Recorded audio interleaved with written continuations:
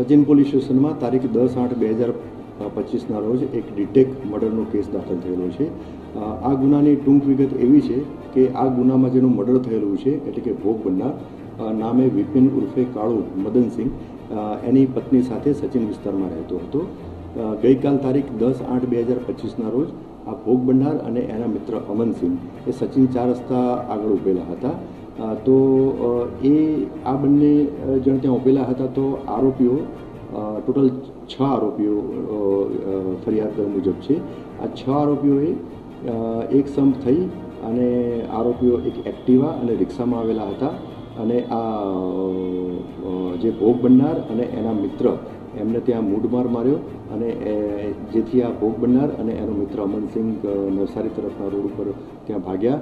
એમનો પીછો કરી અને ફરીથી આ જે ભોગ બનનાર જેનું મર્ડર થયેલું છે ત્યાં આગળ સૌરાષ્ટ્ર લીવા પાટીદાર સમાજની વાડી આવે છે ત્યાંથી દિવાલ કૂદી અને એ વાડીમાં ગયો તો ત્યાં આ 6 આરોપીઓ પૈકી 4 આરોપીઓએ આ જે ભોગ બનનારને 2 ચપ્પુ અને મૂઢમાર મારી અને એનું ગંભીર ઇજાઓ કરી અને મોત નિપજાવેલું છે।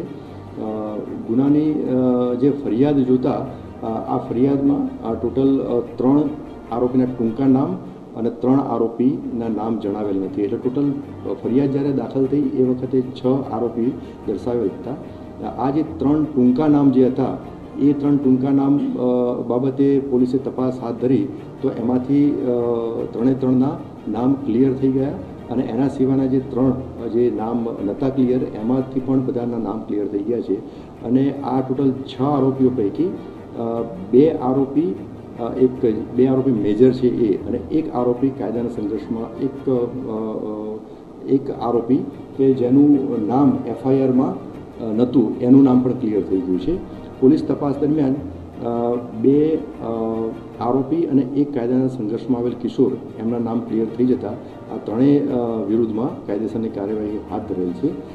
જે હાલમાં જે 2 આરોપીઓની જે ધરપકડ કરેલી છે પોલીસે એમાં એક આમિર આલમ સૈયદ અને બીજા અજમત ઉલ્લા ઉર્ફે અયામ એહસાન શેખ આ બંને આરોપીઓની ધરપકડ કરેલી છે। એના સિવાય એક અન્ય કાયદાના સંઘર્ષમાં આવેલ કિશોરનું પણ આમાં નામ ક્લિયર થયેલું છે। એને પણ પોલીસે તાબા હેઠળ લઈ અને એના વિરુદ્ધમાં પણ કાયદેસર કાર્યવાહી હાથ ધરેલી છે। આના સિવાય એક આરોપી એનું નામ જેનું નામ એફઆઈઆરમાં હતું એનું પણ નામ પૂરું નામ ક્લિયર થયેલું છે રાઝિક રશીદ કુરેશી કે જે એ કાયદાના સંઘર્ષમાં આવેલ કિશોર એનો ભાઈ થાય છે। હાલમાં આ 3 બાકી રહેલા આરોપી બાકી રહેલા આરોપીઓની ધરપકડ કરવા માટે કાર્યવાહી ચાલુ છે।